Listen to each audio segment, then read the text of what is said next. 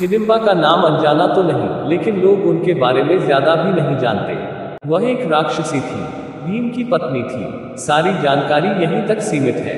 इस पुरुष प्रधान समाज में स्त्री स्वाधीनता की एक नई लकीर खींचने वाली हिडिंबा पर आखिर ज्यादा बात क्यों नहीं होती?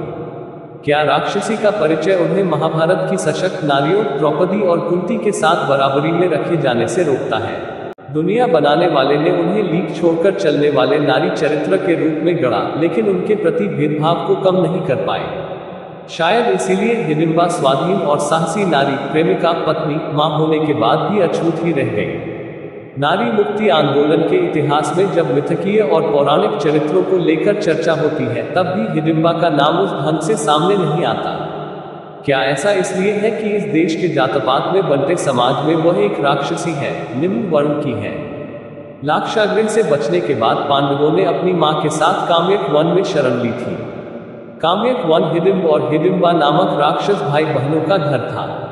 वन में पांडवों की मौजूदगी के बारे में जानकर हिडिंब ने अपनी ही तरह साहसी अपनी बहन को उन्हें मारने के लिए भेजा। लेकिन यह प्यार भी अजीब चीज है, या यूं कहें कि इसी ने कुरुक्षेत्र के युद्ध का होना निश्चित किया। जिस हिडिंबा को पांडवों को मारने के लिए भेजा गया था, वह भीम को अपना दिल दे बैठी। एक ऐसे पुरुष को जो कद काठी, वीरता, युद्ध कौशल, प्रेम में उनके जोड़ का था। भीम के साथ अभी हिडिंबा की बातचीत चल ही रही थी। भीम समझा रहे थे कि उनके लिए अपने भाइयों और मां को छोड़ पाना किसी तरह संभव नहीं। तभी मौके पर राक्षस हिडिंबा धमका। अपनी बहन के बदले रंग ढंग देखकर वह बौखला उठा। वह हिडिंबा को मार डालने पर उतारू हो गया, तो हिडिंब और भीम के बीच भीषण युद्ध हुआ। इस युद्ध में आखिरकार हिडिंब मारा गया। युद्ध में बड़े भाई के भीम के हाथों मारे जाने के बावजूद हिडिंबा का भीम के लिए प्यार कम नहीं हुआ। उन्होंने कुंती से भीम के साथ रहने की अनुमति देने का अनुरोध किया।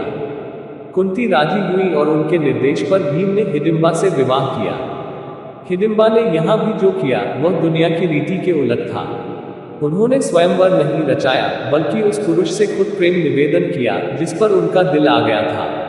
वह भीम के साथ रहना चाहती थी। उन्होंने विवाह करने की कोई जिद नहीं की थी। आमतौर पर पत्नी की जिम्मेदारी पति उठाता है, लेकिन हिडिंबा ने पांडवों का सारा भार खुद उठा लिया।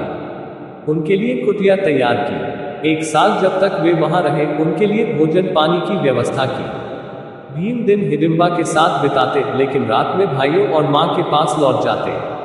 इसे लेकर भी हिडिंबा को कोई शिकायत नहीं थी। देखते देखते 1 साल हो चला। हिडिंबा गर्भवती थी। जिसने इतना कुछ किया, उसे इस स्थिति में पांडव बड़े आराम से अकेला छोड़कर चले गए। हिडिंबा विवाहिता थी, उन्हें पूरा हक था भीम के साथ रहने का। लेकिन उनका आत्मसम्मान बहुत प्रबल था।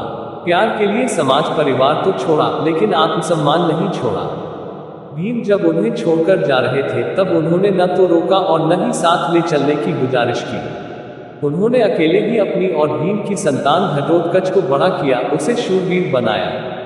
वही घटोत्कच जिसने संतान होने के दायित्व के पालन के लिए पिता के परिवार की ओर से कुरुक्षेत्र के युद्ध में हिस्सा लिया और अपने प्राण न्यौछावर किए। बड़े आश्चर्य की बात है कि इस छोटे से प्रसंग के अलावा महाभारत में हिडिंबा का और कोई जिक्र नहीं मिलता।